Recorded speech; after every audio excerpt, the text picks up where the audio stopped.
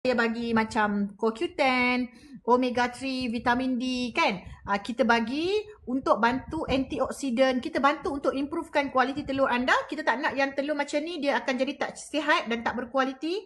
And then yang kedua, kita bagi ubat subuh. Ubat subuh ni untuk besarkan telur anda. So, berapa ramai yang doktor scan dia ada PCOS? Korang pernah buat TVS scan tak? Korang pernah tak buat TVS scan macam ni? Siapa pernah buat TVS scan? Cuba komen sikit. You all pernah tak buat TVS scan? Sebab yang ni saya dekat Bukit Beruang, Melaka. Korang pernah buat TVS scan tak? Berapa ramai yang pernah buat TVS scan? So, kalau korang pernah buat TVS scan, masa doktor scan tu, apa yang doktor cakap? Ada tak doktor tunjukkan rahim, kilang telur, tebal dinding rahim awak berapa? Macam mana dengan PCOS awak teruk ke tidak? Okay. Biasanya kalau saya akan explain dekat patient.